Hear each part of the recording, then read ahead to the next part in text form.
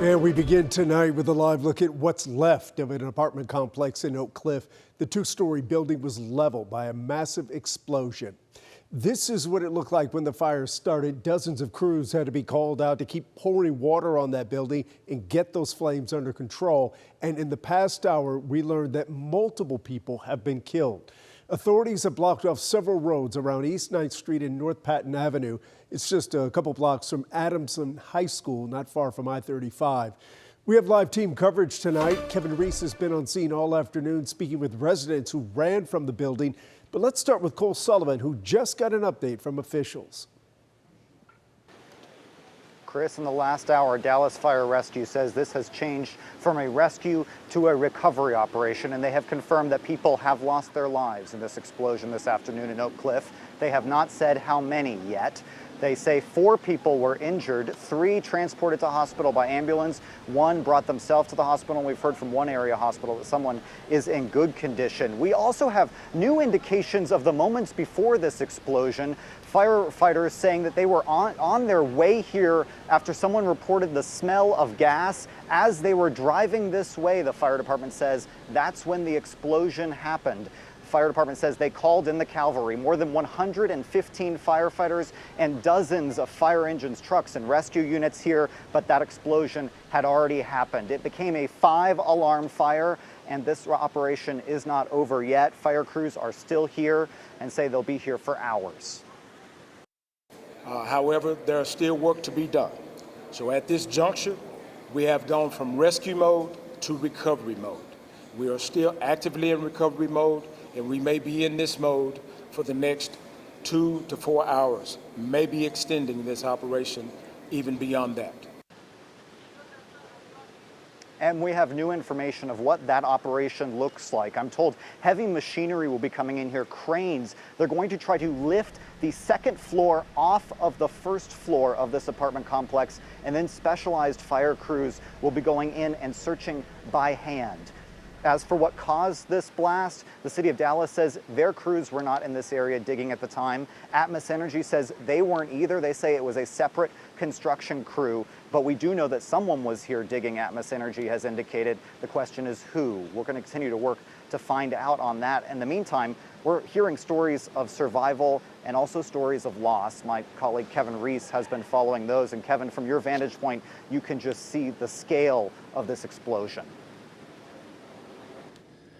You certainly can. We are on the north side of the Clyde apartment buildings. What is left of it, I'll get out of the way so my photographer John Gibson can give you a better look.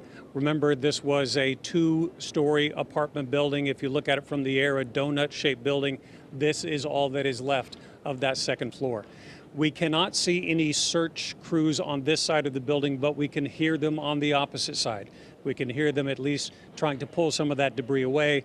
Also, every now and then there are hot spots. You can still see it smoldering. They're spraying from the adjoining building when they need to make sure that those hot spots are out.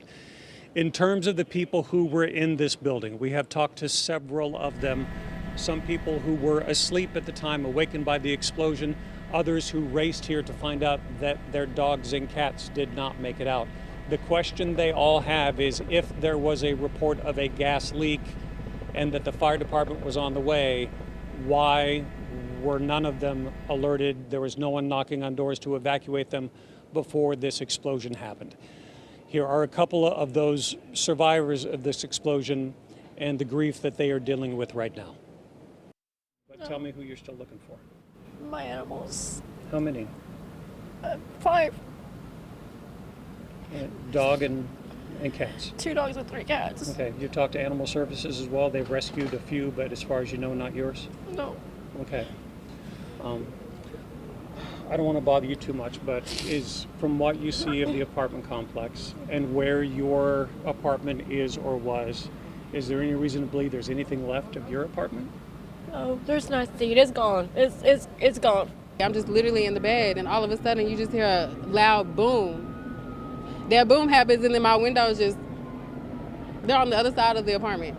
It blew out the windows of your apartment? It did. It blew out the windows of my apartment. So you're in that building we were looking at to the east side, to the left of where the fire is right now. Yeah. What did you do then? What did it feel like? Could you feel this explosion? Yes, it was actually crazy. My body is vibrating right now as we speak still, but I was so scared. I literally jumped out of my bed. I really actually just peeped out of the window to see what was going on because it scared me. I started crying and everything. I had to call into work. I called my mom immediately. I was just shaking, like terribly shaking. I was so scared for the people next door. I was scared for us. I didn't know what I was gonna do. It was just terrible, terrible experience. We've also talked to people who were inside this apartment building. That particular woman was in that building next door, the more modern apartment building where all of the windows were blown out on that west-facing side. Again, the question they all seem to have of me is if indeed, as I said before, if there were reports that the fire department was responding to a gas leak, why did no one go to this building? Why did no one go to the building next door to start evacuating people? All of the people we talked to said that never happened. That will be part of this investigation as well. But right now, the building, as you can see behind me, they will begin sifting through it to see who they can find. Back to you guys. Yeah, and Kevin, we're continuing to work to try to pin down exactly how much time elapsed between when that gas was first detected and when the explosion took place. Thank you so much for that reporting. We invite you to stay with us throughout the evening for the latest on the Oak Cliff explosion. Later at 6:30, we'll hear from Richard Solomon live at the reunification site, and we'll continue to bring you updates on air, online, and on our streaming app, WFAA+.